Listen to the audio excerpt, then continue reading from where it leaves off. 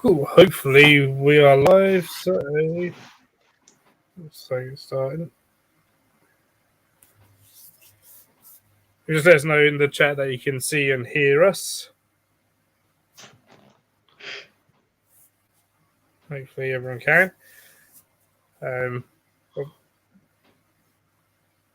Okay, are we live? Can people see me? Let's see who we've got in show. So hey Craig, hey Harry, hey Wolf, hey Greg. Hello, everybody. Hey Russell. Hey the other Russell. Hey Live Real World. Hey Jim. Hey Philip. Hey Jeremy. Hey Anton. Hey Mark and Victoria. So we've got Craig, Hey Lewis. Jeremy, 8 Legs, 4 Wheels, Wolf Goddess, which is an amazing name.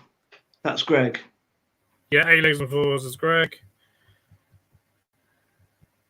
Hey DJ, hopefully I've got everyone. If I missed you, sorry. Let's keep putting in chat. Cool. Well, pleased to welcome on again Benjamin. And you were actually my first ever special guest on the AKC streams. So now you're my first guest as well. Fantastic. Hopefully I'll be I think got some people that probably haven't seen the one we've done before and stuff. So for those who didn't see our stream, don't know who you are, who are you and what do you do? So I am a vet. I do small animal exotic work, but I also do invertebrates specifically. I pretty much spent my entire career trying to figure out how to treat invertebrate disease in invertebrates, mostly pet invertebrates, but also zoological invertebrates and even a little bit of food production invertebrates as well. So it's a little bit of everything. I'm a standard vet as well, so I deal with dogs and cats and lizards and birds and amphibians and everything, but I've got this really specific, quite intense interest in invertebrates. So I could talk for England about them, and I probably won't shut up for however long you can keep me talking. That's what we like. Yeah.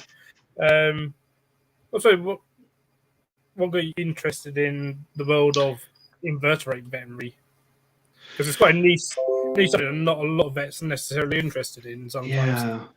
It's a really long story. So when I was a vet student, I was seeing practice with a vet called Sarah Pellet, who's a phenomenal vet. And if any of you have her as your vet, you're lucky people. But I went there as a student, and there was a textbook called Invertebrate Medicine, which was edited by Gregory Lubart. And I picked up this textbook on invertebrates, and I sort of became a bit obsessed because I read through the entire textbook. I read particularly through the spiders chapter because I've always liked spiders, and I just couldn't stop. And as a student, I was asking myself a lot of very fundamental questions about what I wanted to achieve as a vet, what I wanted to achieve as, because you go into every vet is quite philosophical. You don't do vetting for the money. You do banking for the money, or maybe becoming an executive in an energy company for the money. But actually, when you're a vet, you're thinking a lot about why you're doing it. And I asked myself where I could do the most good. And at the moment, at the time I was interested in exotics. Lots of students are, but I sort of came to the conclusion that why would you want to do lions or primates? Because let's be honest, everyone wants to help lions and primates. And not only are invertebrates fascinating and wonderful, and figuring out how to do medicine on them is a really rewarding experience. Actually, those are probably the animals that need more attention, especially when you consider that 98% of all species are invertebrates. We're the weird people, really. It's not the invertebrates. They're what's normal. So I just, at the time, I was a very doughy-eyed vet student, and I just, the obsession sort of went away with itself, and I got involved with the Veterinary Invertebrate Society, and I wouldn't shut up about invertebrates. And now, 10, 12 years later, I'm here, the vet that I am, essentially. Yeah. That's fantastic because yeah, there's I want to become vets, and not everyone necessarily realizes just how difficult it actually is. Like all the studying they have to do and stuff, and to become an exotic vet, there's even more studying. Yeah. So You have to, yeah, you have to love it. You know, the problem is we just don't know enough about exotic animals in general. So you have to be a massive nerd to be an exotic vet, really, or a zoological vet, because I'm forever picking up studies on random bits of invertebrates and random bits of exotics, because it's the only way you can learn enough to actually help people. Then I could talk for him. So hey, Kale, Harry's actually just asked about how many years does it become an exotic vet? I suppose it can vary, probably depending on person. Well, it depends on what. So I would say the thing with it depends on the country you're in, and it depends on the situation you're in. So in the UK, vets that come out of vet school they have been taught the basics in every animal pretty much, not really so much exotics, but actually you could graduate from vet school and become an equine vet or a farm vet or a small animal vet, cats and dogs. So every vet can see an exotic animal. I think to get the knowledge, it's stuff beyond vet school. So you'd graduate as a vet, and you might do stuff within vet school to prepare you for exotic animals. But when you actually go out into the real world as a vet, it's at that point that you start learning. And actually, there are lots of additional qualifications. So a lot of exotic vets have certificates in zoological medicine or in exotic animals, and some vets even have diplomas, which is sort of, when you think about becoming a doctor, you finish medical school and then you have all of this training afterwards, which is what a residency involves. So there's lots of different levels of vets. So it really depends on the vet. So I think whenever you're looking for an exotic vet, ask them about why they're interested, and I think they'll probably tell you. But again, it's very difficult, really, because I was seeing exotics straight out of vet school. I made a very fundamental decision that I would not refuse to see anything, which extends to the scary venomous things as well, which is fun.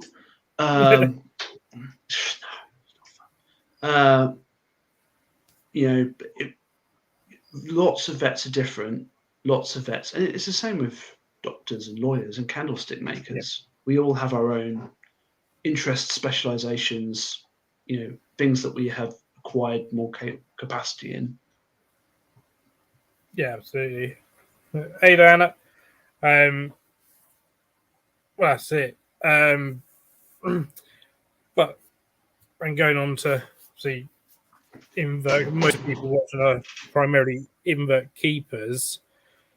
What are sort of some of the common things you tend to see in a lot of pet inverts? So I think one of the things I find about invertebrate keepers is because there aren't many vets, actually a lot of invertebrate keepers are good at first aid.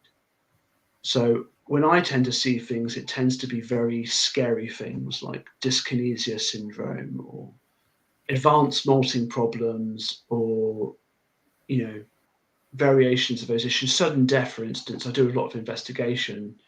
By the way, how do I say DJ Arjen? DJ. Everyone calls him DJ. Is that Jaden? It could be DJ Region. That's your DJ name. Have you ever gotten bitten researching an animal? No. I've been bitten more by my standard patients than I ever have by invertebrates because, in truth, because I actually am very careful with the way I handle invertebrates. But then sorry, I ought to answer your question rather than just randomly asking.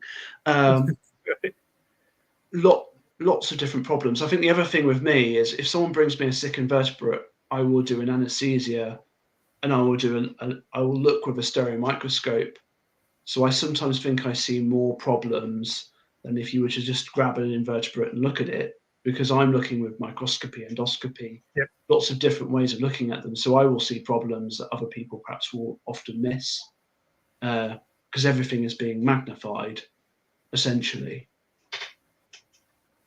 So, yeah, again, we could talk about specific problem, guys. If you guys want to ask me about a specific problem, I'll probably talk to you about it, because I've dealt with a lot of the variations. Sure all the tarantula keepers will bring up DKS. It's like one of the big things, but of course, it's not a one particular thing, is it at all? It's something that we've kind of called this thing that could be almost anything in some ways.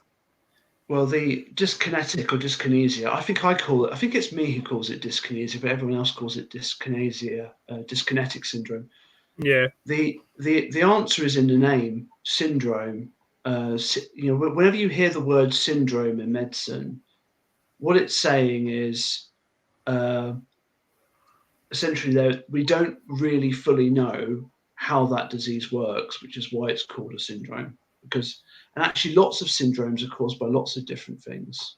Autistic spectrum syndrome, for example, or autistic spectrum disorders. In truth, if you look at a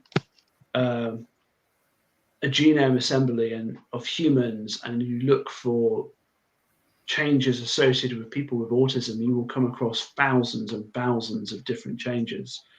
That's a complex disease, and I think dyskinesia syndrome is equally complex. So when you're dealing with a dyskinetic tarantula, I've seen enough of them to know actually they're not all the same. They're very different. I'm dealing with 3 in my inpatient hospital right now, and they're all quite different. Dyskinesia can be trauma. It can be damage to the joint membranes, local infection within those joints, and actually you're almost seeing the equivalent of a lame dog, but in spider form. It can be a neurological problem. I've done histology on tarantulas and have found fungal hyphae in a neuron, and that's what was causing that dyskinesia. I've seen bacterial sepsis. I've seen reproductive disease. I've seen exposure to parasitics from pets. I've seen lots of different things contribute. So actually, we probably need to take a step back. Whenever you have a dyskinetic animal, you're not actually seeing a disease, you're seeing a clinical sign. You're seeing the result of the disease. And actually, in truth, we don't know all the different causes. I've had some dyskinetic syndrome patients which I've managed to slow down the disease. I've had some dyskinetic patients where I've managed to actually get over it. And I've got some dyskinetic patients which are very, very unwell indeed. And unfortunately, they pass. So it's a very complex set of problems, I would say. Yeah. My question, there's a fan, RS is a walking, talking party man with those headphones. So RS Design, these were originally my wife's headphones, and she wanted to get rid of them. And I was like, oh no, these are mine now. So, Jeremy's asked, from experience, what are some of the things you've noticed identifiable when seeing illness within inverts? So, this is a great question, actually. So, whenever you have any animal, you know what's normal for that animal. So when you have a sick invertebrate, they're not necessarily sick like a dog is or like we are. Like a human is sick, they won't shut up about being sick, frankly. They'll usually make a big show of it. But actually, if you know your inverts well, you'll know there's something off with them. I have inverts. I have a mantis. Currently, I've had many mantises before. I've had stick insects, beetles, peats. I've had lots of different tarantulas. You know they're not well. when they're not well. So some of it is, so for instance, I know I could say inappetence and you'll all laugh at me, because inappetence can be a variation of normal in tarantulas, but the way it moves, the way it interacts with its environment, what's normal for it. So I've had tarantulas become more defensive or less defensive. I've had tarantulas become more or less interested. I'll have tarantulas that don't burrow as much. You know, there's lots of different. When you know your animals, you know when they're ill. There's a really famous vet called Mary Branco, who was one of the first great female vets, and she was one of the people who founded the Veterinary Invertebrate Society. She's a fantastic lady, you know, a hero of mine. And she was asked this question, and do you know what her answer was, Phil? Her answer, Phil, was, "How do you know your wife is sick?"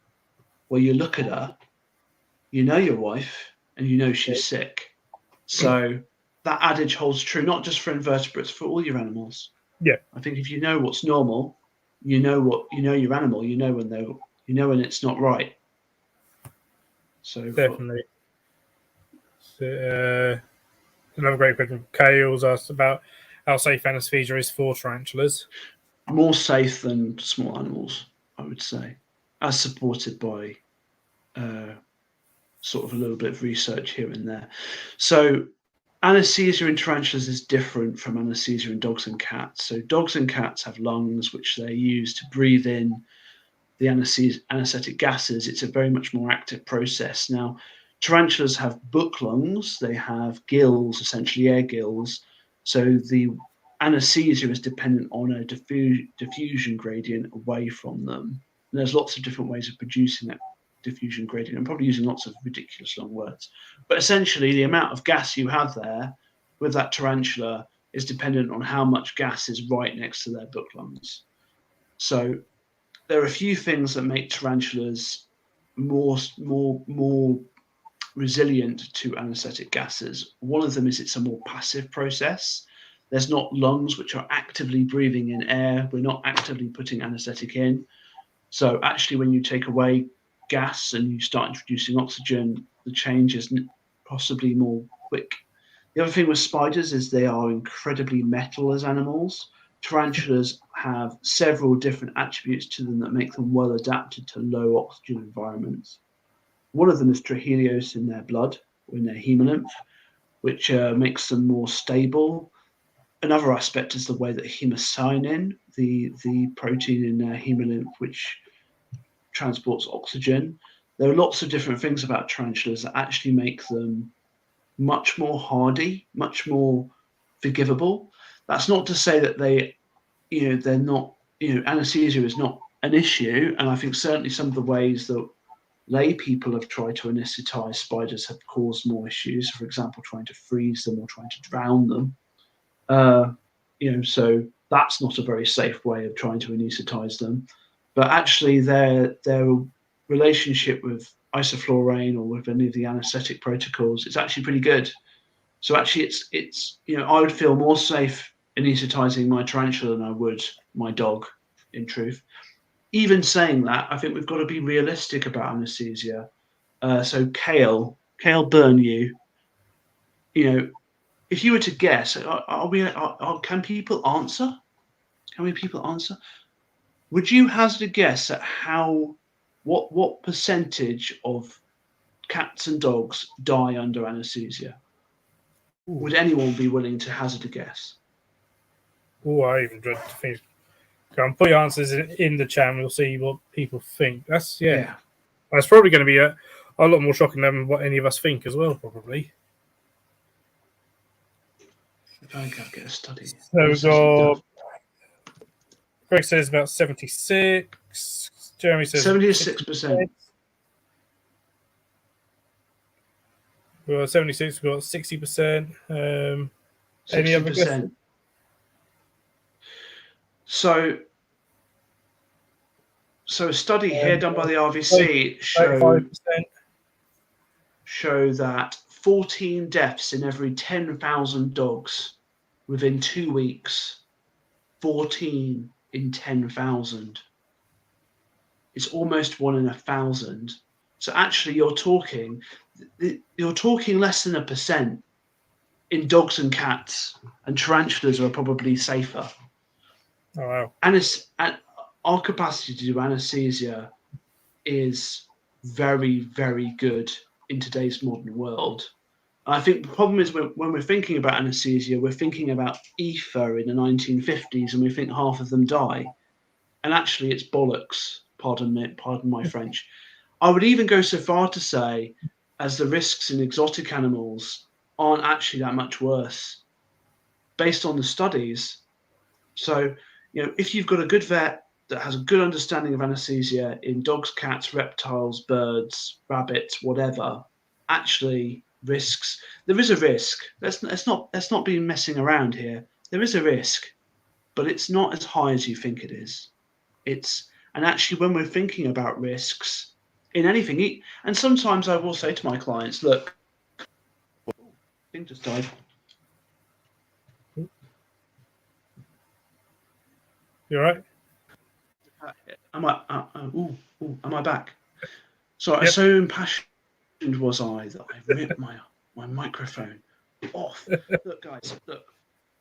Even when the risk is 20 or 40%. So so the animals that die under an anesthesia aren't your bog standard ones. There aren't even your necessarily slightly sick ones. They're your very sick ones. But think about it, guys. Would you do an anesthetic on that animal unless there was a really good reason? So when I'm doing anesthesia on a sick animal, I'm having a conversation with the owner and I'm saying, look, there's a risk, but we've got a good risk benefit. We don't take risks unless there's a good reason for us doing risks. So if your 13-year-old dog comes in, or your 15-year-old dog comes in and it's broken 2 of its legs, and we need to get those legs fixed, or it's eaten a Peruvian mountain dog toy and it's caused an obstruction, and actually if we don't deal with that problem, the dog's going to really suffer. Actually, there's a risk benefit.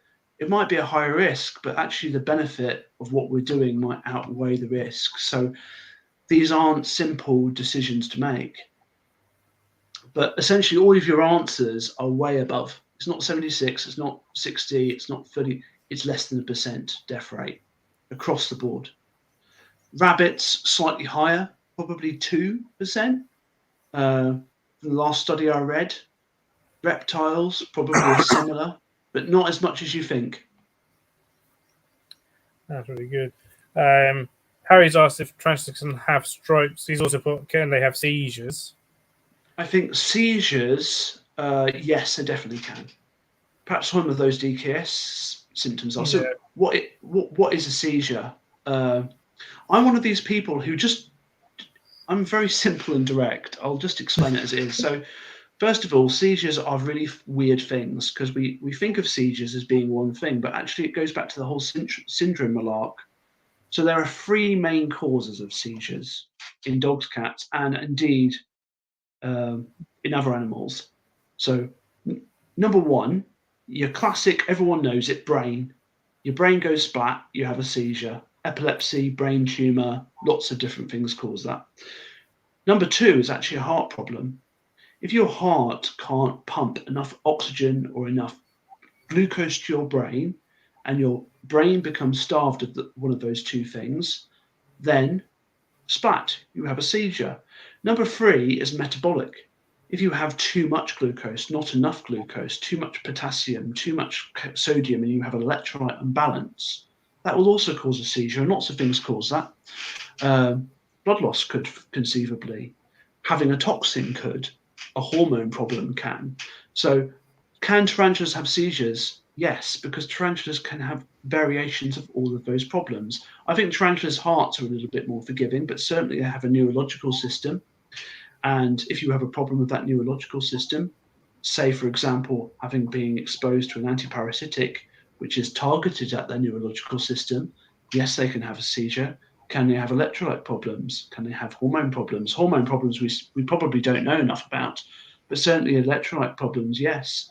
So to answer your question, Harry, yes, they can have seizures for the very same reason that we can, because they're not as different from us. They're, mechanicalistically different, but functionally the same. So does that answer the question? Was it too much of an answer, eh? That's absolutely brilliant. So Joe's added this onto his point about things that he's thinking more on a microscopic level, so things you can't see with the naked eye. They're things you see quite commonly. So on the microscopic level, I see lots of things. So if we're talking about histology, so I do lots of different ways of looking at them up close. So if I ever have an invertebrate that dies, I do histology, which involves fixing them with a fixative after they've died. And then I take their body and I make blocks where I take sections of their body. I then stain those sections with special stains and I can see their cells. So when I look at the cells, problems I see a lot of reproductive issues. I see lots of bacterial problems. I see fungal disease quite a lot, depending on the species. I see, I guess it really depends on the animal. It really depends on the problem.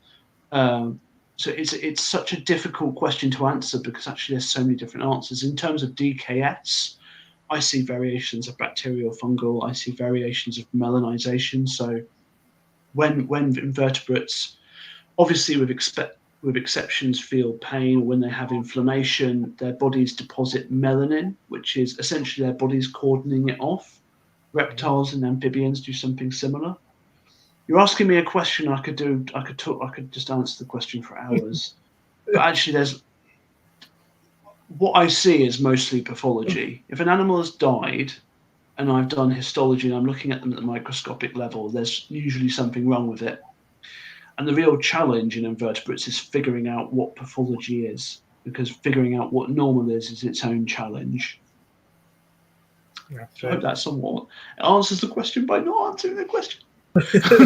There's actually one that in the centipede hobby it's common to sex them using CO2 to bomb anesthesia, or even to dunk them underwater and drown them. Some people do, which I'm not a fan of. Please don't drown them. What's your opinion on this? Is there a safer way to do it? So, Jeremy, in truth, probably not. It's probably not a safer way that you can do it because to get access to veterinary drugs, you need to be a vet. And those drugs are restricted for vets for lots of different reasons. Mainly that they are, if a veterinary drug is a drug that really does the job. So if you're going to have someone be responsible for that drug, they need to be accountable. And as a vet, I'm accountable. If I do a pigs up, if I bugger something up, I can be made accountable for my actions. As a member of the public, can't. Well, they could because they would be breaking the Veterinary Surgeons Act. So CO2, in truth, I don't use it. I don't use it because I've seen heartbeats in spiders stop when you anesthetize them with CO2. So I've done it. I know about CO2 anesthesia. The other thing is would you ever do that to your frog or to your reptile or to your dog or your cat? You wouldn't. So, but I concede that you probably have access to CO2. In which case, I can't blame you too much. I wouldn't use CO2. I'd use isoflurane, but I have access to isoflurane because I'm a vet and I can be held responsible for using that drug. I guess the other thing is CO2 is totally capable of being an unsafe drug, but isoflurane is a whole other level. That's not something that can ever be in the hands of the public for lots of different reasons. Again, perhaps an unideal answer. But a truthful answer. The truth is yes. Isoflurane is better, as are arguably some of the injectable methods of anesthetizing centipedes specifically. But I don't blame you for using CO2. I think CO2 is certainly preferable to drowning or freezing. Again, well, I could probably talk to you for hours about CO2. Centipedes are wonderful animals, though. I mean, terrifying. Let's not. They're very better. Yeah. How many people in the audience feel slightly sorry for the prey when you give prey to the centipede? I mean, I don't feel as sorry for the prey when I give them to my tarantulas or my mantis. My mantis is at least metal about it, but gosh, the centipede, gosh. They are something else, and especially I remember when Steve Trim had tweaked on the whole invertebrate euthanasia Yeah. thing. Like, even when that was scolopendras, you need to inject them both ends because injecting one end that doesn't necessarily kill them. You're like, oh, okay, they just carry Yeah. on. It's like quite a dose as well, and it's like, oh, blimey. Do you know wonderful animals though? So you can see Mm. if with the right species and some transillumination, you can see centipede heartbeats in their heads. They're fantastic mothers. Oh, yeah. Yeah, It's let's be nice. honest. If all the mothers of the world in the world were centipede mothers, I think there wouldn't be a child in trouble, would there? Uh, so Greg has asked, yeah, when you treat tarantula, tree spider, scorpion, do accept the name, species name the owner tells you. Would you actively correct the owner if they quote the wrong name? That's quite I have interesting one. an open discussion. So who was it who asked that wonderful question? Greg, 8 legs and 4 wheels. Well, so number one, let us accept that the names of these species is changing every 5-10 years, particularly in the last every 5-10 years with the advent of DNA sequencing and the fact that it's becoming affordable for taxonomists to do that technology. We're learning about the relationships, the taxonomic relationships of these animals towards each other. Just look at the Brachypelma homori, or whatever they're called now, the Brachypelma Yeah. smithi, you know, and yes, we could totally agree that the taxonomists are like children in the schoolyard trying to argue over who made up the name first. But, if someone brings in an animal, I want to know the species they think it is. Do I question the species? 100% yes. I think if someone comes in and swears it's a Pocolifera tarantula and it's not a Pocolifera tarantula, I'm telling them. Because, first of all, I have many wonderful, wonderful invert keepers, some of them called Phil, who I'll ask a question of. I don't know everything. There are a thousand tarantula keepers, of which, I've done the study. There are 250 in captivity. 250 in this trade. So almost a quarter of the tarantula species have been in captivity at some point or another.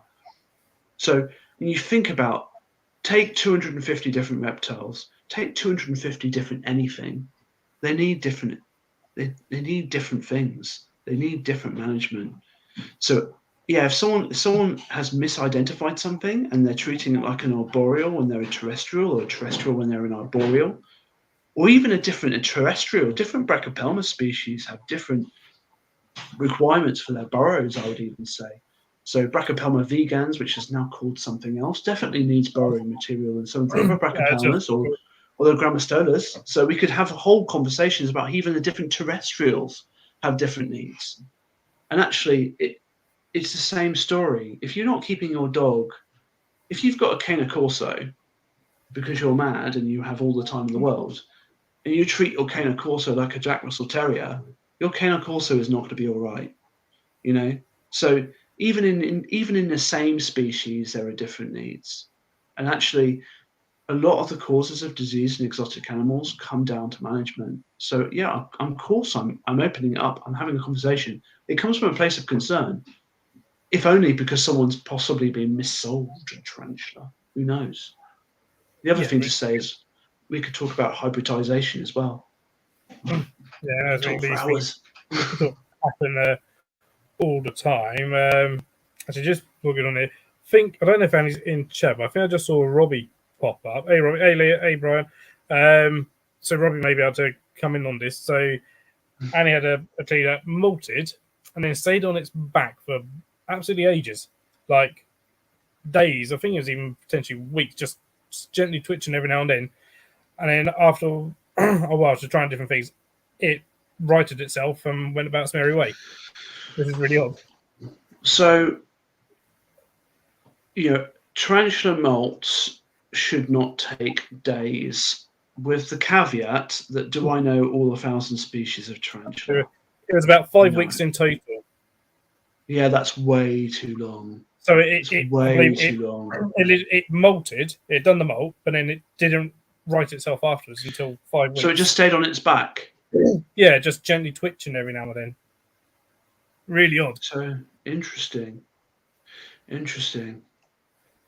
So, I mean, a very good rule of thumb is if the tarantula has been molting for more than 6 to 12 hours, you probably need to give it some help, or maybe ask yourself what's going on. With the caveat there that I don't know all tarantulas, but that's a rule of thumb, and rules of thumb can be wrong. Yeah, this was a Fi- Pantherpetus nigra colour. Can you just write that down, because I'm Latin name. I'm going to have to look up. I'm going to have to double check that species and double check their natural history. It would concern me. I mean, one thing I would perhaps do is after about 24 hours, if it's gone out of its molt, I'd probably write it and see what happens. Well, I believe she did, and then it just kept flipping itself back over. It was like it hadn't come out of that mode. The other question I would ask is what was its temperature?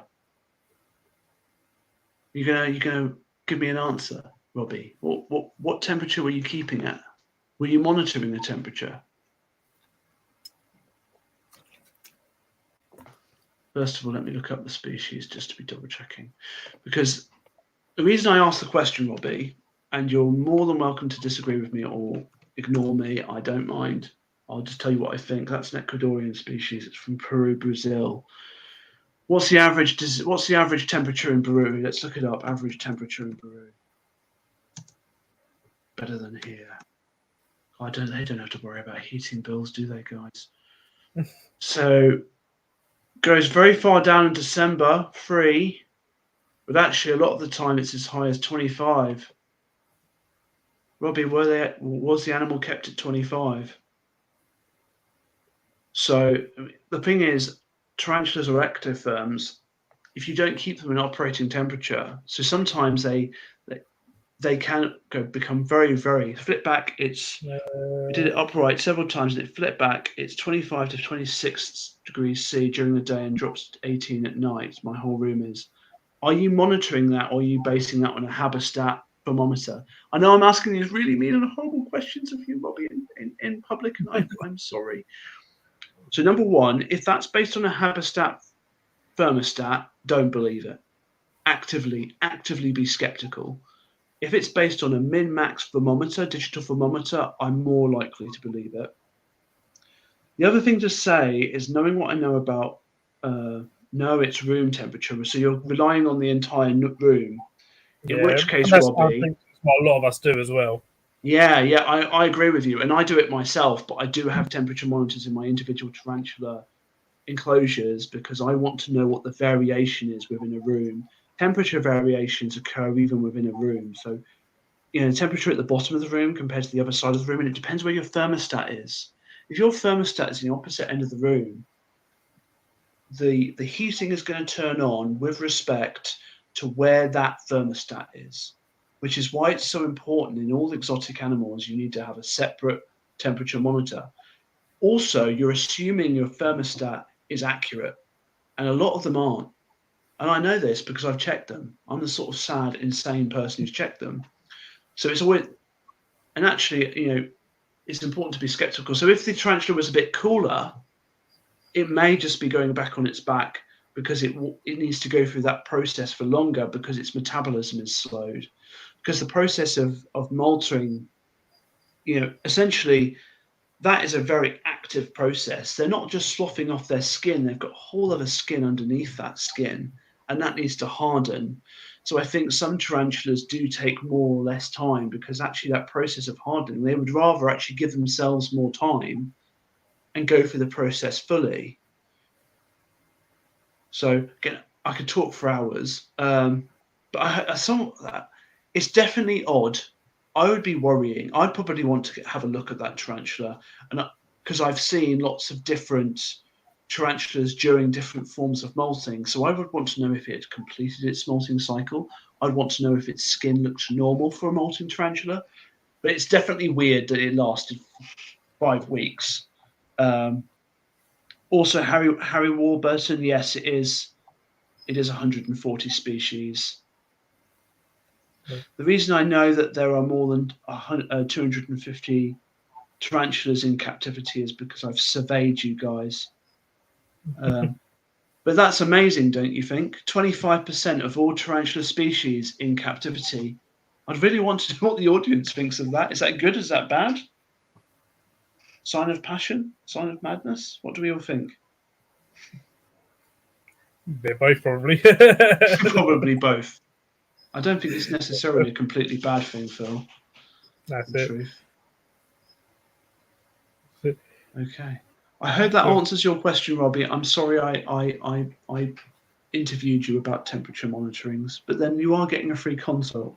It is different, So yeah, it's one after. Well, afterwards it's had another mod that's normal afterwards and stuff, and that's interesting, Robbie, as well. It seems to be a real. So, Robbie, what I would like to know, if you're feeling really kind, because I've been so mean to you, can you tell me the time of year it molted when it had its issue compared to the time of year that it molted when it was fine? Can you remember? Can we all also, thank Robbie for being such a good sport? God bless him. God bless him. I have 3 species right now, by the way, 8 legs, 4 wheels. I have Histocrates gygas, which hates me. It wants to eat my face off. I have Brachypelma hamorai and the Acanthus aviculare. I can never say the first bit of that name, but essentially it's a Brazilian white knee, and I love them all wonderfully. Apart from maybe the Histocrates gygas. What was that? There you go. Yeah, Jen. There you go. You want to speak Latin, you ask an invert keeper.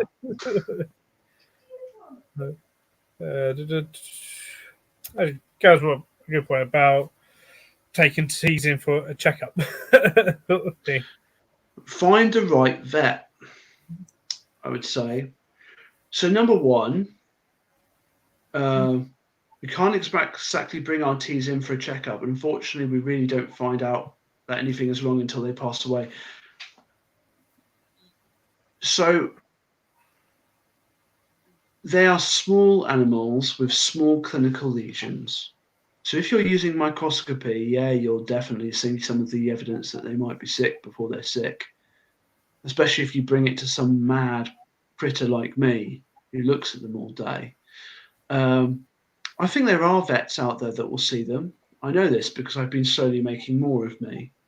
So I think if anyone wanted to have a recommendation, that the Veterinary Invertebrate Society know, and we'll probably put you in contact with somebody. Again, I think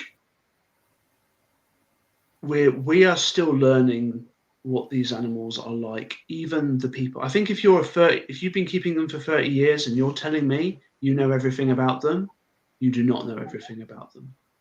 I think these are animals that we have been learning about non-stop since the moment they first came into this country and were kept. We are learning what sick looks like, and I think we know more today than we knew 20 years ago.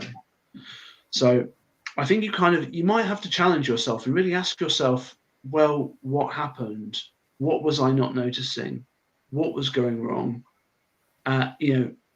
And beyond that, I think sometimes when you start really looking at these animals, you do know they're unwell. Again, the problem is if you have 10 or 20 species and you only have one example of that species and you don't have a normal next to you, it's like if you take a reptile and you've never had that reptile before, you don't know that reptile species. So I think, in truth, we're still learning. And I think I've certainly had people bring their tarantulas into me and they've told me they're not happy with it and I've found a problem, or they've had a clinical sign that's turned up, and rather than ignoring it, they've come to me and I've sort of figured out what's going on. So I don't 100% buy it, if I must be honest. I think they probably do exhibit clinical signs, and it's just we don't know what we're looking at always. And I think as you keep these animals, you learn more about them. It's the same with anything. The more you do something, the more experience you acquire, the more you're able to pick up on these problems. And someone who's looking at their animals, there are some of the best invertebrate keepers are hobbyists, and they definitely notice things. But anyway, I'm being mean and horrible again. Yeah. Harry's asked about, what's your opinion? What do you think about ICU units? Again, it's probably the best that you have. It's not the best that you can do, Harry. So look, you have a cat or a dog and it's dehydrated. What do? Do you put it in a little PVC box that's moist and hope it absorbs a lot of water, or drinks water from the side, or gets it through its lungs? Or do you give it intravenous fluids, or subcutaneous fluids, or oral fluids? ICUs are great. I think a lot of tarantulas do absorb some level of moisture from their environment. I don't think it's as effective treatment as we have, and I think actually it's sort of a desperation feature, isn't it? And when you actually talk to keepers who do it, it is a desperation feature. You don't know what's going on. You put it in the ICU. Hey presto, it either gets better or it dies. I'm not 100% convinced that ICUs make 100% of the difference, and I think I use oral fluids or oral feeding or oral nursing, and I administer treatments. It's not, if you've got an animal that's sick because it has a bacterial infection, you put it in a moist environment, that's not going to help it get over the bacterial infection. It might actually make it worse. But it depends on the problem you've got. It depends on the species you've got. If you've got a highly terrestrial desert species and you stuff it in water, it's going to bloody hate it. And sometimes some of the problems we have with these animals is because they, for example, scorpions. I know trick question. I'm talking about scorpions instead of talking about tarantulas, but the same applies. Scorpion can have a very deep burrow, and it can change its own humidity by picking where it is in the burrow. And all you're doing with an ICU is you're exposing the animal to a ridiculously high humidity, which it can't choose, it can't change. And actually, that might not be what's good for it. You might be encouraging a fungal or bacterial problem. So it's, I think an ICU is a desperation move, and sometimes you don't have a better option. Certainly, if you don't have a Benjamin on your doorstep. But we have to be honest. Is it the best option? And I don't think it is. I think it's an option, but it's not the best option, and it may not be the right option. Because the reason I'm honest with you, Harry, is because I don't want you kidding yourself. I don't want you taking a tarantula that might need a treatment or might need another way of dealing with it and putting it in an ICU and convincing yourself that's the best thing every single time. Because you'll be lying to yourself, and I would be lying to you. And I feel it's very important to not lie to people and be honest and truthful. If that helps. It's a frustrating answer. It is, but it's what I believe. Very good. Because all the time, I'll just stuff it in an ICU, but it doesn't work for everything. You're just going to make it worse. So. Oh, with 2,000 tarantulas, Robbie, I don't blame you. I'll tell you my logic. So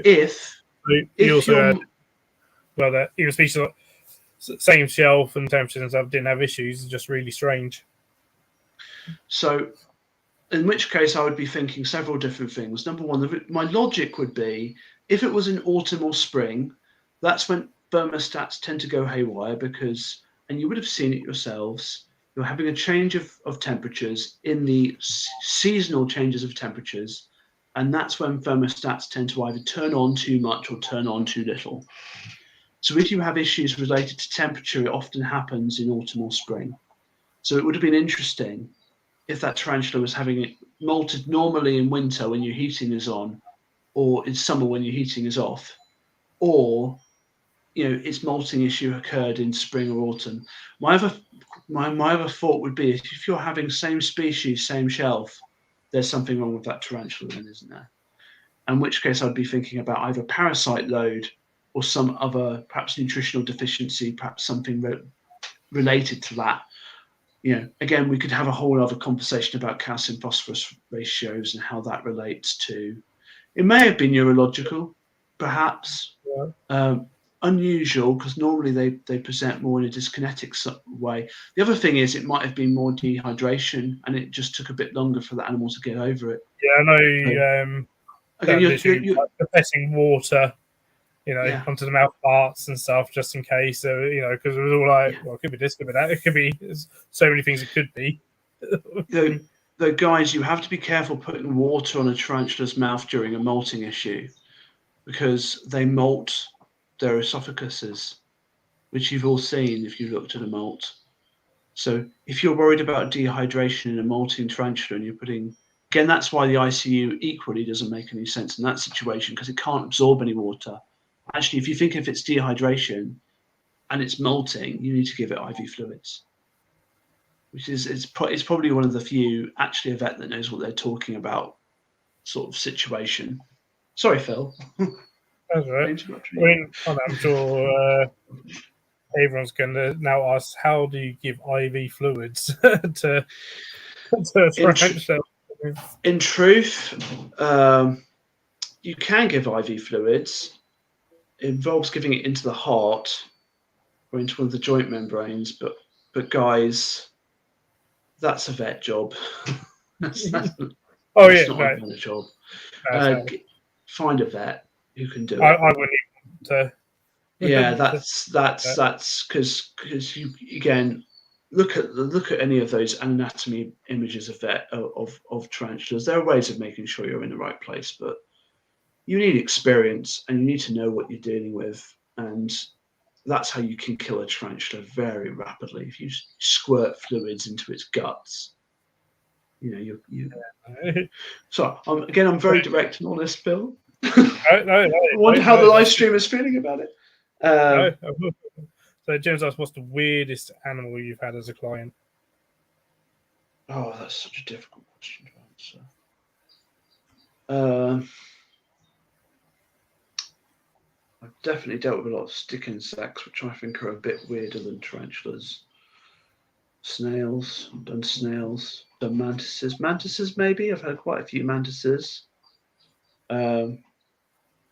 Also, the animal isn't a client.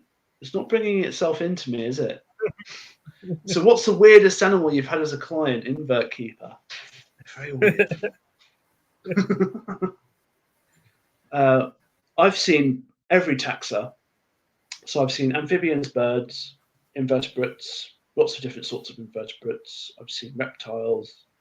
I once helped with a marine mammal, with a post-mortem of a porpoise. I've done dogs and cats. It's a very difficult question to answer. Probably a mantis, I would say. Probably a mantis. Depends on Jim. It depends on your definition of weird. What would you call a weird animal? As in, because inverts aren't weird to me. They're normal. I don't have an issue with them. They're not weird. Everything else is weird. Yeah, I've tried to answer the question.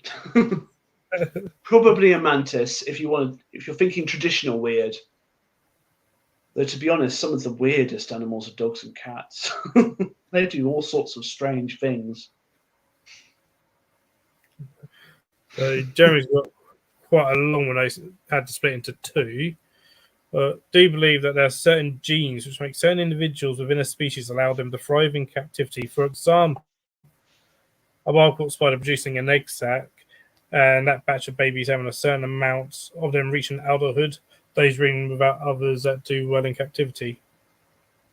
Yeah, probably. Probably, Jeremy. I think that's probably true. I think it's true in not just invertebrates, but lots of animals. I think at the end of the day, when you take an animal into captivity, you are exposing that animal to different selective pressures. But there are some caveats to that understanding that you need to appreciate. So evolution essentially is the result of base rate mutation, selective pressure, and time. first degree genetics and biochemistry. God help me. So there are several different aspects there. Selective pressure is one of them. I think the animals that survive are the ones that are exposed to the environment we put them in, and that environment may not be as conducive to life as we might like to think. Time is a big one, though, especially in tarantulas, which aren't as fast growing as we perhaps like to believe. It takes a few years for a tarantula to become sexually mature. It doesn't happen in months, unlike stick insects. So, the amount of time that tarantulas have been in captivity is 50 years, perhaps, maybe more, maybe less. We could have discussions. The amount of times that rats have been in captivity, about 200 years, maybe 250. I know they've been around since the 1300s. Horses, dogs, cats, thousands and thousands and thousands of years, and you're seeing that animal's been brought into a captivity. The amount of time it's had those selective pressures on it will determine its capacity to essentially have adapted to those selective pressures. So I reckon probably some of those tarantulas that have part of those original lines, and those lines would have been around since the 50s, probably are better acclimatized to human care than tarantulas that are brought straight in from the wild. That being said, I think we're not as adapted as rats for certain. We're certainly not even in the same ball field as cats and dogs, or even to a lesser or greater extent some of the reptiles. So I think yes, but again, the devil's in the details, which is why I go into them. So undoubtedly yes, and certainly will be true for the stick insect populations, which have where they're going through their generations that much quicker, and that time aspect. But then it's the same. But then the same problem you have is actually you have inbreeding and other things that start to become involved. I hope that somewhat answers your question. So, probably, but yeah, well, that trying to decide is, when trying to go into the molting process, ain't a neurological state kind of like when we sleep, which protects the tarantula during a stressful situation, and maybe the tarantula just didn't switch out of that state. So, see, my understanding would be slightly different, Robbie. I think I like your way of thinking. So, I've had quite a few tarantulas wherein they are exhibiting clinical signs such as lethargy, or they're behaving oddly, or not eating, and they're really going into pre-molt. And one of the issues I sometimes have some first-time or inexperienced owners, or owners that perhaps aren't 100% aware of all of the needs for that species, and I think even an experienced owner can have that problem. If you have 2,000 tarantulas, all those tarantulas are different from each other, certainly different species. And I find that when you have a tarantula that's about to go into molt, it wants to find a safe space to be, especially if it is a female. And when you have a stressed tarantula, it doesn't just go into molt. It's not just it decide, it's not something it has no control over. It's something it has quite a lot of control over, which is why we sometimes see molting issues. I remember a particular case where the tarantula was kept underneath the speaker system of a TV, and it refused to go into molt. And it was only when we took it away from the speaker system it actually molted, because it could have enough alone time. Because a tarantula wants to, when it's molting, it is fundamentally vulnerable. I agree. It is a stressful situation for that tarantula. I agree with you. I think sometimes they're looking like they're asleep in that twitchy mode because actually they're physically unable to do anything else. So when you have a tarantula that's stressed, it will hold off from molting until it's not stressed. And that there is a selective reason why it wants to do that. Because if it's stressed, it does not want to put itself into a vulnerable state where it could be predated. Because we've all heard the stories of you put the person who gives the prey, and it's an angry bit of prey, and it starts eating the tarantula whilst it's molting. That happens. So it might be that that particular tarantula. We keep going back to your wonderful tarantula, and it's creating lots of conversation. I love it. It might be that it was really, really stressed, and it was forced. Like it's kind of like you're holding something off until you can't hold it off anymore, and then you're actually you've held off on it for so long that actually it's worse. I can give you an example from cats and dogs. So a dog that's very, very stressed that's about to go into childbirth won't go into childbirth. And actually, the more stressed it is, the more difficult that childbirth is for that dog. And actually, I've certainly had it where someone's inexperienced breeding dogs, they've looked at their dog all day and taken it out, and not allowed it to actually get on with its job. And then we've had to do a C-section. Very extreme case.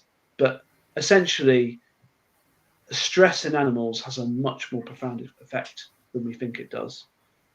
So I would be more thinking along that line than I would along it going to sleep, because I think if anything, tarantulas become more defensive. They become more paranoid. They become more aggressive. Tarantulas, in my experience, and again, caveat: 250 species, 1,000 different species. I don't know all of them because I'm not that good. There's lots I don't know. In my experience, though, tarantulas that are about to go into pre-molt get more defensive. They kill their prey. They just kill them. Have you not noticed that? There's a reason why they're doing that, because they don't want anything alive near them where they might be molting. So I hope that somewhat is a good response to your question, but that would be more my logic. And actually, if an animal is pre-molt and it's taking a while, why? Do we need to give it more hides? Do we need to think about the temperature? Why is it not going into molt sooner? So it's more complicated, I think. Yeah. Greg's asked about dealing with DWA animals. Is that a home visit, or do you deal with DWAs? Very, very rarely. Very, very rarely. So 8 legs, 4 wheels. So number one, I've got loads of different opinions on DWAs. I think people should be allowed to keep them, which I think is a very controversial opinion. I think, how would you deal with an animal that is under the DWA license? Ideally, I don't, because if you're thinking of keeping an animal that is a DWA, which could be of danger to yourself or the public, I really hope it's not getting sick, because you must be keeping it. You will have to be keeping it so well. You will have to be an experienced enough keeper that your husbandry and management is bar none. Else, really, you have no business keeping up that animal, in my opinion. And I think if you're a very good keeper and you have an active interest in a species set and you want to keep a DWA, go for it. But I really hope you don't have to see me because it's sick. Because 95% of animals, 95% of these cases in exotics ultimately comes down to husbandry and management. And we're all learning how we keep these animals. But if you're believing yourself good enough to keep a DWA, you need to hold yourself to account, because that is a dangerous animal. If you're bringing it into my practice and a mistake happens, I could be dead. My nurses could be dead. You could be dead. So actually, it shouldn't really have to see me, to be very, very direct. I think the only reason I should need to see a DWA animal is something truly exceptional or a euthanasia, because elsewise you shouldn't really be keeping it. You should certainly never see, main DWA species kept in this country, venomous snakes. There are certainly lots of others. You should never be seeing metabolic bone disease. You should be never seeing any problems in these DWA snakes, because if you are seeing problems which are husband related, you shouldn't be keeping them. Which is, I don't know if that's a controversial thing to say to this group of people. I don't believe it should be. But if I was to see a DWA animal, I would expect you to be able to handle your animal well enough to get it into an anaesthetic induction chamber, and then you bring it into me and I induce it for anaesthesia, so we're all safe. So I'm not risking the animal and I'm not risking my staff or myself. Again, but very, very direct answer to your question. Again, I don't have an issue with someone keeping DWAs. I think we live in a free country, but I think if you're going to be keeping, it's the same with a motorcycle, or a powerful car. If you're going to get a massive motorcycle, don't have a learner's license. Know how to drive it. Know what you're dealing with. Those are beautiful animals. Some of those DWAs are beautiful, phenomenal animals, deserving of respect and care. And actually, if you've got something that actually has a public health risk, we're not playing games. It's big boy time. You've got to be serious about what you're doing. So you shouldn't need to see a vet. Your husbandry should be good enough. You shouldn't need to see a vet beyond an inspection. Very serious. I got very serious very quickly. And rightly so. Hey Emma, do you think inverts in captivity are genetically sound as the wild ones? Often think with some animals suffer either health or longevity. No. Yes and no. I think yes, because quite a few of those inverts in captivity are wild caught, so there is no genetic difference, and 2 or 3 generations isn't going to make the difference. Emma, I think when you have a small population of animals that has been inbred for generations and generations and generations, I think sometimes they do suffer from health and longevity issues, especially if you have somebody that is breeding for a certain attribute. So some of the morphs and colour forms, I think, do have a problem because that colour form may have been a result of 2 individuals that's been inbred again and again and again and again to get more individuals of that colour form. So I think colour forms, especially in my experience, in both reptile and invertebrate and amphibian care, do have more issues. And it's simply because we're not necessarily breeding for health, then are we? We're not breeding the animals. We're deliberately putting a selective pressure on those animals, which isn't necessarily about how healthy they are. So, good. Answer the question by not. Okay, Leah. No. Phil lives. Phil. So, well, he gets awesome guests because he's an awesome fellow himself, Steve. That's very kind. Very awesome. Kind of. Yeah. Of course, I was going to bring ears involved. So, Luke, for tarantula kept in the same room, you'll often get many molting at the same time periods, as they give off pheromones indicating it's safe to molt. Interesting. Not convinced. I'm sorry, Luke. I would be more thinking that the environment is conducive for molting, therefore they're molt, rather than they're communicating to each other via pheromone. I think I tend to see mine, or a lot of people get molts, or a lot of molting with temperature fluctuations as we get warmer and stuff. Yeah. And I tend to see suddenly a load of molts, and it's perhaps, I tend to think it's more temperature related sometimes. They're waiting for a good opportunity to molt. It's a stress-induced process. When they're not stressed, they'll be more likely to molt. And it makes sense. It makes a lot of sense. Molting is a vulnerable state for them. They want to be in a good place when they molt.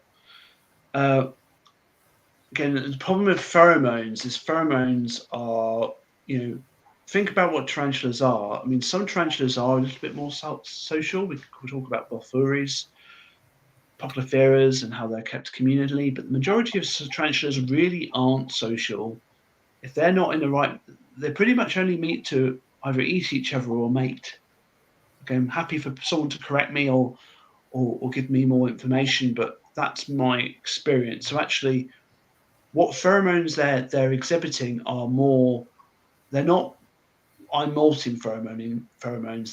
This is my space pheromones, or I'm my milkshake brings all the boys to the yard pheromones. They're not necessarily it's not like bees. So bees do have pheromones which are actively communicative pheromones. So frenzy pheromones, for instance. Ants have pheromones which they use to communicate with each other about different pathways and their food is. I don't think tarantulas. I think they communicate with each other, but I don't think they communicate with each other that way, Luke. If that helps you get, but there's so much we don't know, and I think it really depends on the species. There may be a lot more that I don't know, to be truthful. I think this is a response to the DWA question of you've been very honest, truthful answer. I can't really argue with anything you've said. Good. So. Well, it's really important with DWAs that we be honest and truthful, because I think,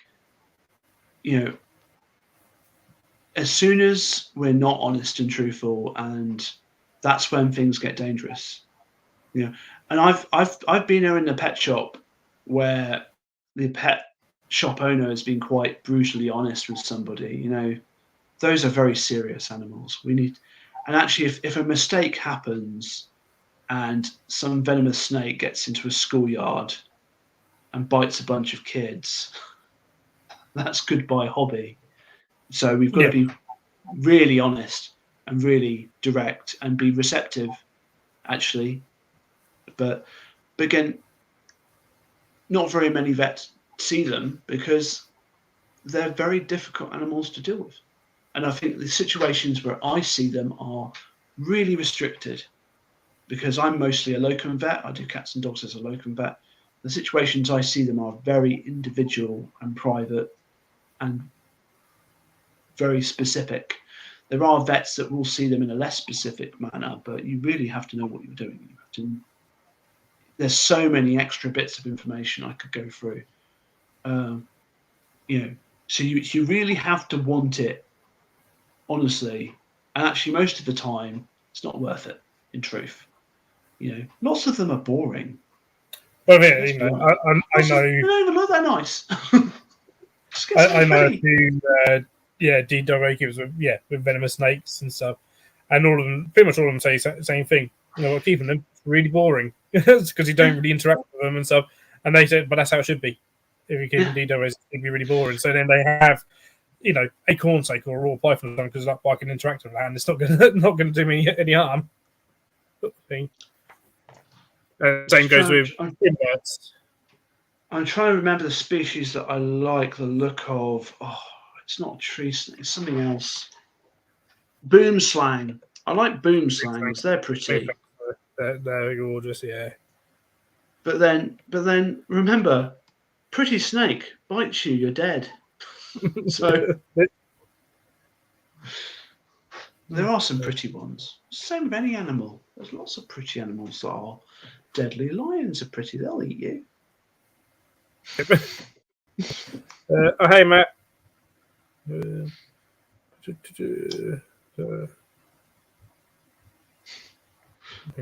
So yeah, I'm quite direct in my old age. Professional still, but direct. So Annie's in chat, and Annie is Robbie's fine. She's the one that had the issue with the tarantula. Yeah, Annie, I go to BTS exhibition every year and BTS lectures every year. One of my favourite events of the year. It had to be something very major for me not to go. I've already paid for my next table. I think it's quite important I go to the BTS. And I find that actually reception to my presence at BTS has pretty much universally been good. Don't anyone that goes to the BTS, go and say hi to Benjamin and have a chat. Say hi. I'll talk to you. Maybe my wife will be there. Maybe some of my little proteges. And actually, if you are a tarantula keeper, I recommend membership to the British Tarantula Society. Wonderful society. I've spoken there many times. I've contributed to the journal. I think learned, study of these animals is really important to actually learn to keep them well. So they get me started. Big fan of that society. So Luke's asking about is it even proven that calcium in tarantula diet can complicate molting? Luke, so it has not been proven, to be truthfully honest with you, but it has been proven that calcium and phosphorus do have a role in molting in decapods, specifically lobsters, and they are quite close. So chitin isn't just carbohydrate. It does essentially those layers of cuticle, and that layer does have a role in sequestering calcium to the point that they've found that calcium more deficiently um, lobsters with less, or crustaceans to be more specific. I can find a paper for you. I know off the top of my head because I'm sad. But essentially, if you have an animal that has a lower level of nutritional status, that will be associated with a different level of molting, with molting happening less, like at a slower rate. So essentially, and they do have a vitamin D pathway. It's just not one that looks like ours. And invertebrates do have a vitamin D pathway that can even be shown to somewhat be responsive to UVB, which could open up a whole other conversation, eh? So in tarantulas, no, but in other invertebrates, yes. And the next question becomes, is there a reason why it would be different in tarantulas? To which I don't have many good answers. So, but then calcium is probably less the point. I think probably a good nutritionally balanced diet, same with reptiles, dogs, cats, that's important for health. And a healthy tarantula gets through a molting more successfully than an unhealthy tarantula. So again, answering a question by just throwing detail at you, but it's more complicated in truth, to be really truthful with you. It's not just calcium, it's everything that can complicate molting.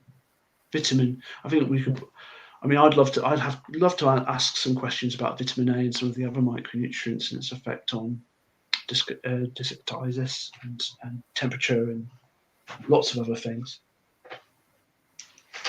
The whole sort of UVB lighting with inverts is really interesting because sort of certainly a number of zoos now started providing UVB lighting for our live feeds since it got shown that live feeds under UV light are far more they actually produce vitamin D and stuff, and so for our reptiles, really important. It's even actually getting more complicated than that, because now we've got discussions of how near infrared heating and near infrared light affects reptile development and reptile vitamin D and calcium. So it's and actually it would make sense, because when we think about the bloody sun, the sun has lots of different wavelengths of light, not just UVB.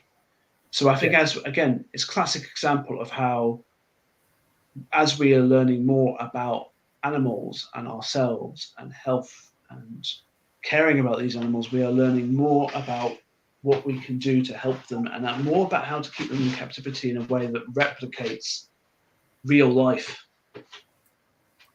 So, definitely. Yes, Steve knows what I spoke to you at the BTS, and you showed him the stain slides on the microscope, and that was really interesting. I'm glad you enjoyed it, Steve. And Grace, before you met you before, seen at the BTS show and lectures. I probably have, and we've probably had drinks at some point. I may have even bought you, or you may have bought me drinks. I don't know. I'm very relaxed at BTS. The lectures especially. I think Mark and Kim run a very open event, and I've always been impressed at the level of care and the level of interest that those owners have in their animals. It's, I thank the BTS in all of my lectures, because they have been as inspirational for me, in truth, and I've learned an awful lot from those keepers. I don't claim to know everything. I care a lot about these animals, and I want to help them do better, and I want to try and treat them, because I know how helpless it can feel to be in that situation where you have an animal you want to do something about and you feel powerless. it breaks my heart to know that owners feel that way about their animals. Anyway, I'll stop being sloppy. So Russell has asked, what's your view on transgender community like Balfouri? He doesn't have any, but just interested. So I think it can be done very obviously and very demonstrably. I think if you're going to do it, you're going to have to accept that some of them will eat each other. I think the other thing to perhaps acknowledge is when you think about Balfouri and in wild, and you think about what situation they're in, it is quite fundamentally different from the captive situation. So, they're in a tree trunk in the wild.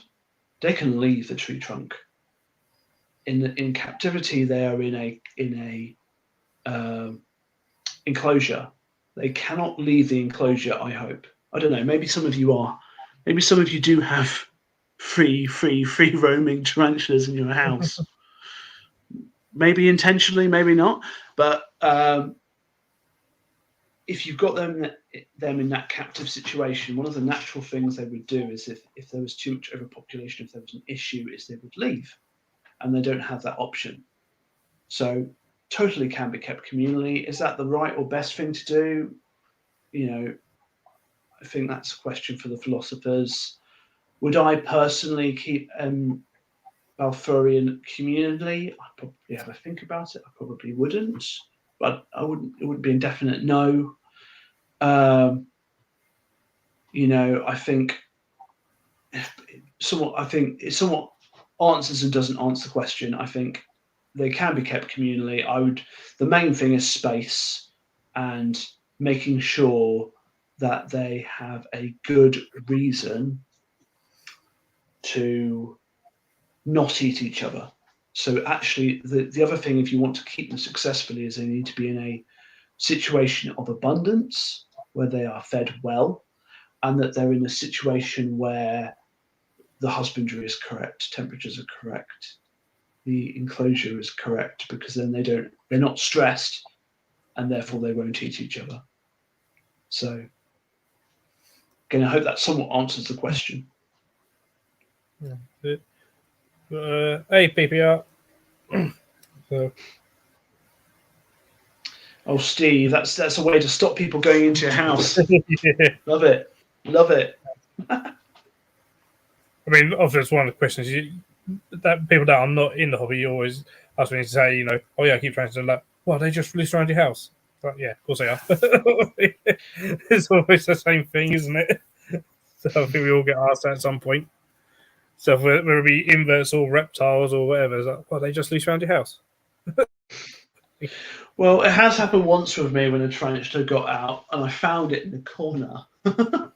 It was fine. So, again, it's always like, you see like a case of like a terrestrial spider that's got out somewhere. Like it's never happened to me yet, but someone finds it up their wall, like right on the top corner, like near the scene. Like, what are you doing up there? Maybe a terrestrial.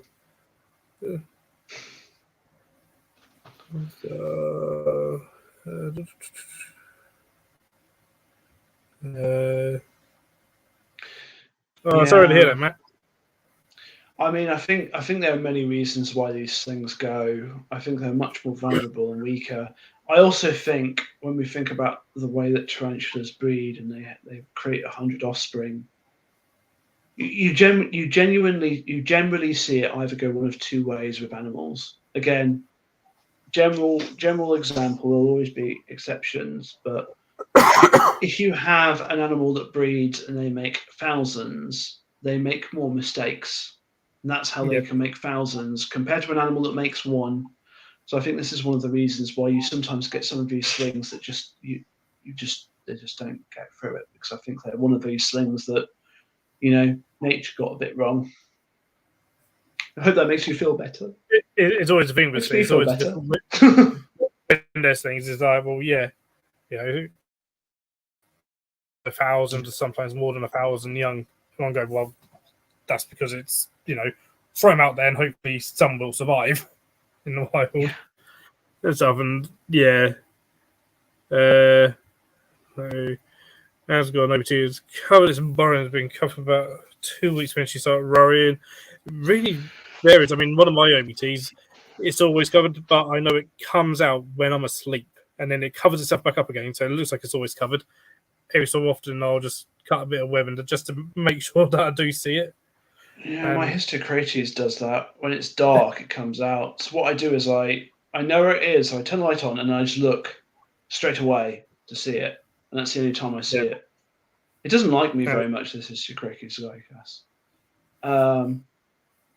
Because again, what I would do, because I'm a crazy person, is I would actually get a scope and put it into its burrow and look at it, but then I have a scope.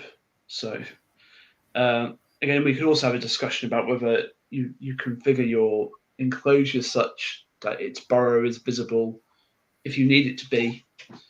But I think some of it's just knowing the species, and some species that's what they do, but they're not seen. You spend all of this time and all this money getting this fabulous tarantula, and then you never see it. It's sort of some spiders are that way inclined.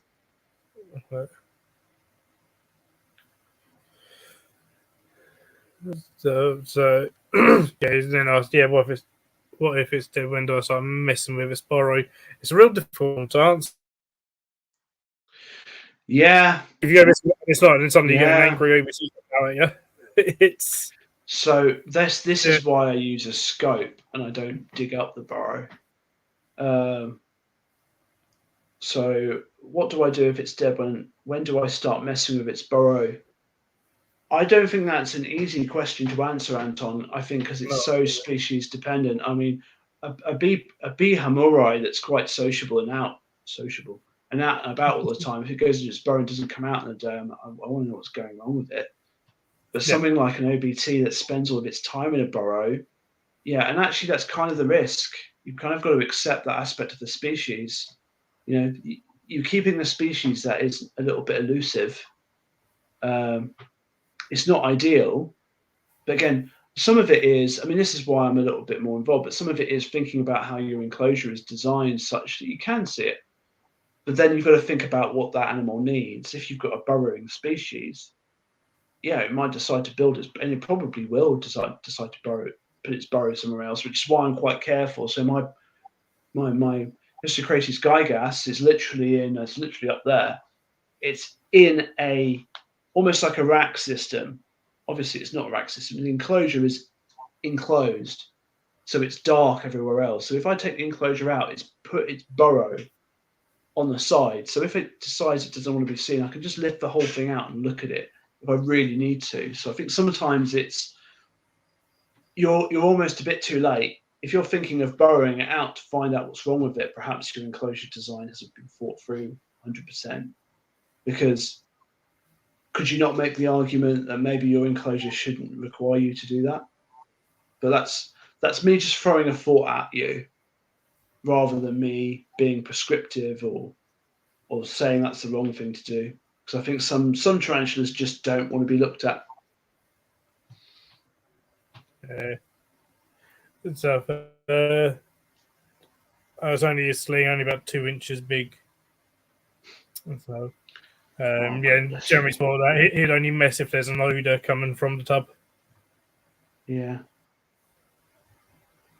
So has he got a guy? I guess I don't keep his race guy, I guess, but he's asking about them being able to swim. Yeah, they definitely can. Yeah, they can.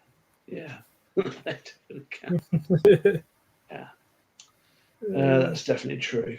Again, it just goes to show you, doesn't it? 1,000 different species. Let's not kid ourselves in thinking they're all the same. They're not. All right. That Histocrates gygas is fundamentally different from any of the other spiders I have. It's different. It needs to be kept much wetter. It's sodden. Part of its enclosure is sodden. I don't ever see it. They definitely can swim. So I've spoken to someone who's seen it swimming. Yeah. But that's the nature of the beast. That's it. It's a very difficult one. Perhaps I should try. I've not seen my History of Creation Sky Guest in about 3 weeks. I should probably have a quick look at it. You're making me think. Oh yeah, I think we all go through it, but it's learning what's normal for your spider, what's normal for your pet, isn't it? Sort of thing. Like I've got 2 ABTs. One I see about fairly regularly, and one I think I've seen now about once. And every so often I'll have a little look and like, oh yeah, no, you're fine, kind of thing. And it's sort of like, yeah, it's probably coming out at like 2, 3 o'clock in the morning when I'm asleep, and then going back and web it up again, that sort of thing. Okay, dokes. Ooh. Has anyone else got any questions about invertebrates or veterinary, invertebrate health? Any philosophical questions? What's your favourite dessert? What's your favourite dessert, people?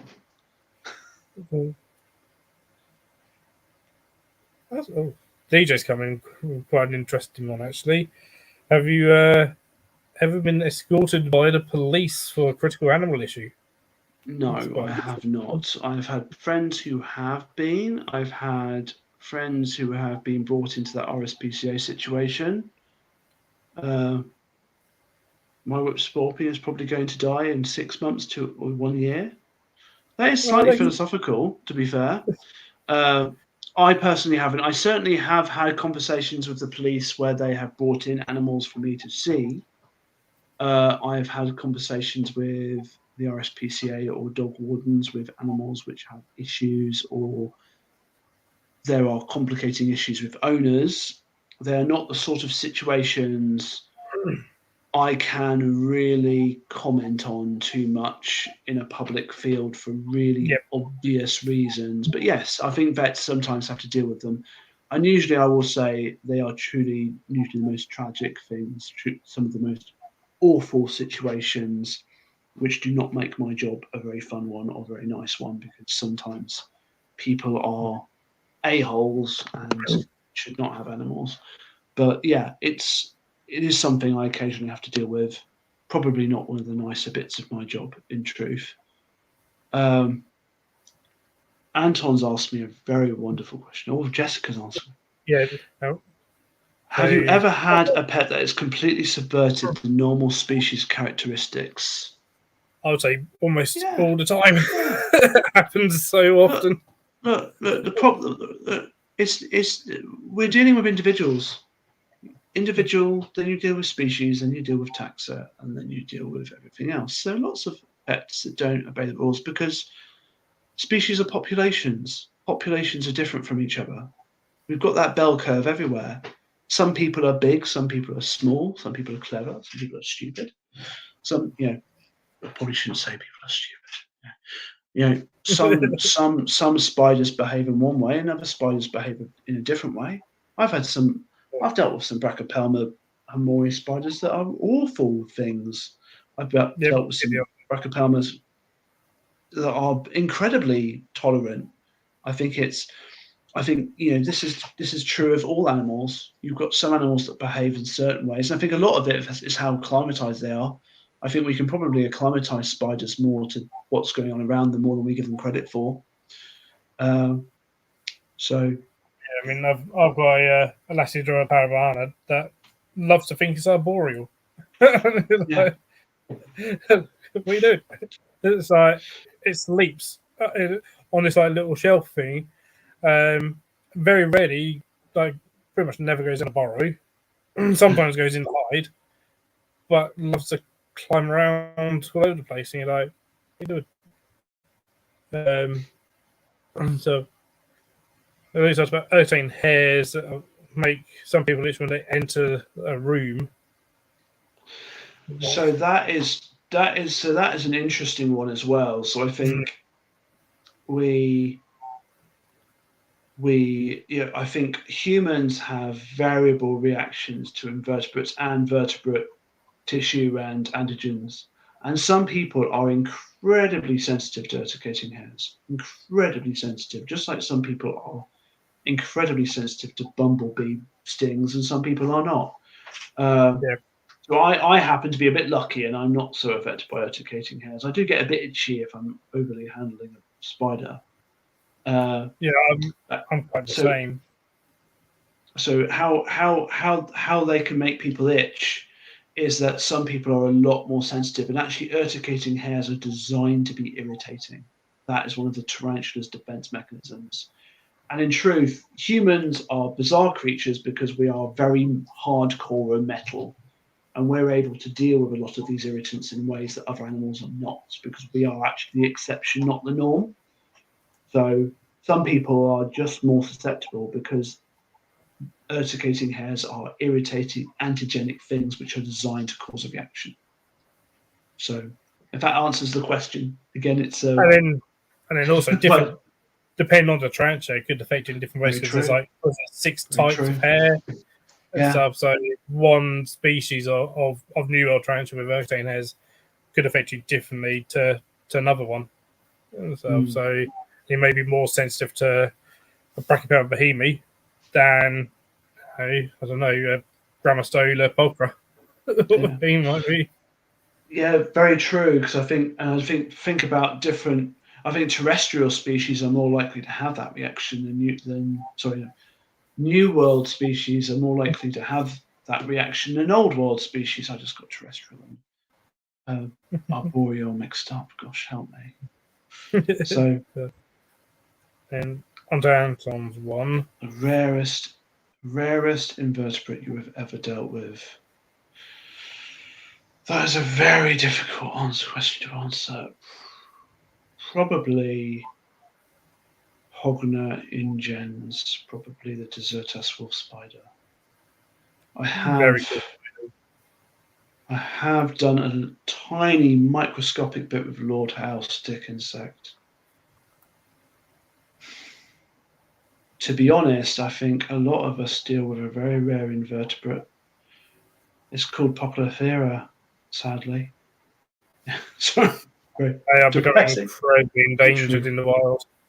Yes, Incredibly so endangered. tansy beetle. Were you at that conference? Did you see the tansy beetles? Yes, and I've been Optimascodon?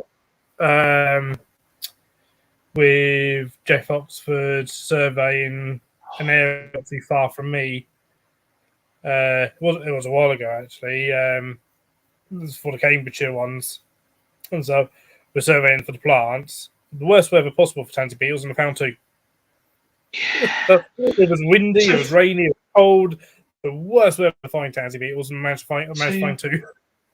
you're asking this question, Anton, but really Phil's the person to talk to. So that's probably We my, have some. I mean, isn't that a fantastic example of something that is on all of our doorsteps? Like, the truth is, Anton, you're probably closer to a rare invertebrate than to a rare anything else. I think there are more native invertebrates that are in trouble that we don't know about that than what you would consider rare. I mean, we think about bloody rhinos in Africa, which which are beautiful, I'm sure, but they're not on your doorstep. They don't really belong to you. But actually, the native invertebrates around you do, assuming you're British. But even if you're French or Papua New he's up in Guinean or Scotland. whatever, He's up in Scottish. Scotland, in which Yeah. case you've got some of the oil beetles. There are some incredibly beautiful, rare There's also invertebrates in need was of the help near you. pine hoverfly. Pine Yeah. hoverfly up there, Spangorms. Incredibly So endangered actually, hoverfly. so I mean, if it helps, there's rarity, there's beauty on your doorstep. Why don't you go find it, eh? I'll stop being challenging, eh, Phil? Well, good one actually. What's the opinion on crickets as feeders? Seeing how they're sometimes blamed for some people are just carnivorous invertebrates dying. He basically likes crickets as long as they've been gut loaded for a while. Oh, Okay, yeah. Jeremy, you're wonderful. If we meet each other at PTS, I'll buy you a drink, eh? Personally, like crickets, as long as they've been gut loaded for a while. Define gut loaded. That's a very important question to ask. Define gut loaded. Less than six hours, less than 12 hours, or less than 7 days. Have they been gut loaded for 7 days? because are tarantulas herbivores? What do most crickets eat? Some of them do eat crickets if you don't feed them enough. But most crickets eat herbaceous material, which tarantulas can't absorb as readily. So, opinion on crickets: fantastic feeders, but they're your bonus pet. You should be taking care of your crickets as well as, if not better than you're taking care of your tarantulas. They should be ideally isolated for at least 5 days before you feed them out, and probably ideally longer. You should ideally have your own feeding population that is thriving well enough to be breeding actively, and they should be fed a nutritionally balanced and ideally a diet that is rich in micro and macro vitamins, because actually that's your nutrition for your spider. So if you gut load and you think that that's magically going to make all the difference, especially when you consider that a tarantula is insectivorous, they're adapted to eat cricket protein, not cricket guts, then does that answer your question? Sorry, Jeremy, I'm being so mean. Gut loading, yeah, but actually no. Gut loading doesn't matter. Keeping a good, healthy cricket or locust or dubia roach or whatever you choose to give them matters. So I think, yeah, sometimes they are blamed. I think sometimes there are parasitic burdens on crickets or other things that crickets have been fed that might be not so nice for tarantulas. So think about some of the browse or some of the plants that might be fed to some of our feeders. Some of them are actually, crickets are adapted to eat that stuff. Tarantulas are not. So I think actually opinion on crickets as feeders, perfectly good feeders, if they are kept well. If you have got, imagine you're going to eat a cow. I don't know if you're a meat eater or a vegetarian or whatever, but if you've got a starved, emaciated cow that's literally just come into your house and you eat it, you're not going to get much from it compared to a nice beefy Aberdeen Angus, which is fed nothing but grass and lots of wonderful things and has had a fantastic life. One's going to give you a lot more than the other. You've got to think about it that way. So I keep my crickets very well. They're very well fed. They're fed organic from my allotment for a few days prior to eating. That's what I 100% want to hear. And I breed roaches for feeders, yes. Feeding them not only pre-made diets, but also fresh fruits and vegetables. And what I like to do is I like to sprinkle a bit of NutriBile, not on the feeder, or NutriBile or Calcitus, whatever, but actually on the veggies. So yeah, you're listening to me. I'm preaching to the choir, yeah. Definitely, so would love to chat. I'm sorry, Jeremy. I've over-explained for every question you've had. I know full well he absolutely loves it. He loves it. What are your views on urban foxes? Are there any organisations to help these gorgeous creatures? I think there are. You're fantastic. They're not an invertebrate. Well, we're in the wrong place. What's wrong with you? Urban foxes. I think urban foxes are a nature of our increasingly urbanising society. They are quite distinct from more rural foxes, which have a very different life, perhaps a more naturalistic life. They do have issues because of their urban lifestyle, because they scavenge more high-fat foods. So they have issues with liver and hepatic problems because they essentially are usually too fat. Are there any organisations to help these gorgeous creatures? Yes. I think you have a series of different organisations. I think a good wildlife charity, of which there are many, which my mind is drawing a blank, but an example would be Tiddlywinkle's Wildlife Hospital. I think whenever you're thinking about organisations that help these gorgeous creatures, you have to remember that their regulation of wildlife charities is not as powerful, as good as it perhaps could be. So anybody, you could decide to be a wildlife rescuer and try and help foxes. And you may be amazing at it, but actually if you've not had much experience, you make a real pig's ear of it. So it's really important if you're trying to support a charity that you find out about what that charity does, whether it works with vets specifically. Because I think if a wildlife charity doesn't really have that much interaction with vets, that's a really bad sign. And certainly, at the end of the day, I think the problem with wild animals is we've got to be more honest and more pragmatic about what we're hoping to achieve. So if you're urban fox, breaks 4 of its legs and has no chance of becoming a wild urban fox again, we've got to accept that we've got to make some very difficult decisions for that animal. And some of the scariest situations I see as a vet are members of the public taking on those animals and trying to, for the sake of Instagram or their own feelings, make a decision which actually causes that animal to suffer a great deal more. So sometimes the best wildlife charities are the ones that are trying to help wildlife. Yep. Again, more truthful, hey, more direct, but I think some fabulous wildlife charities around here. But actually, there's so much more to that question. In truth, having dealt with wildlife, and I take wildlife very seriously. If someone brings a wild animal into me, I'll try my best most of the time. In truth, or all of the time. In truth, because they deserve care just as much as anything else. Especially as most problems with wildlife are ultimately human. Yep. Good night, eight. Good night, 8 legs and 4 wheels.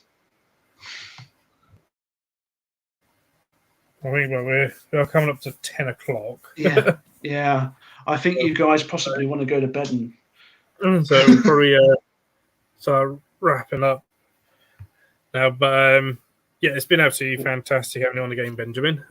Hopefully, well, I'm sure everyone in chat has thoroughly enjoyed it, especially the stuff and that there isn't sometimes a huge amount of awareness of in terms of invertebrates veterinary. Harry's got a last question. You've got a last question, Harry. Well, go for it, man. Asking about raccoon dogs. I've been putting in the Facebook link for the Veterinary Invertebrate Society into the chat for people to go and check out. I do actually have a website, but it's still very much in the infancy of being a website, which I'll put up. Oh, there we go. So the question is, I'll put it on chat. Since do you know about this UK huntsman spider? Is this the?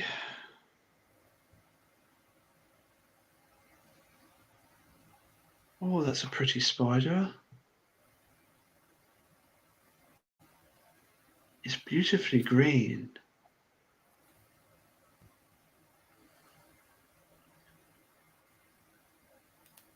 What I will say to you is, given that there are more jumping spiders than there are mammals, and that's just jumping spiders, I do not.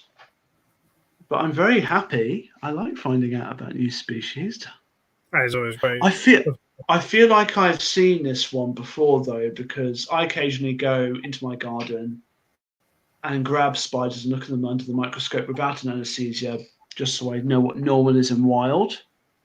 And I think I've come across one of these. I'm looking at the Wikipedia page, and the bottom image is, I've definitely seen a spider like that before, but I just couldn't identify it. It's pretty, isn't it? This is the other thing about doing my job. I get to see these beautiful, beautiful animals, and I get to appreciate how beautiful they really are. I'm a very lucky man. Okay. Everyone's saying, shall we go to bed? Go. But yeah, that's a good question to end on, Harry. I'm a happy man. So yeah, put your website in the chat. I'll make sure that goes into the description of the live as well. So yeah, everyone go and check out that as well. But yeah, thanks for joining everyone. Thank you, Benjamin, for coming on again. Good stuff. Hopefully in a sort of few months or whatever time when there's even more stuff, we'll have to have you on again at some point. Yeah. Oh, I always like to support Phil, because we can all agree that he's one of the best tarantula themed YouTubers, eh? Well, I don't know about that. There's lots out there. There's lots out there. I'm a small fry in a big pond. Yeah. But yeah, thanks everyone. Thank you, Benjamin, and we'll say good night. Right, Good night, everyone.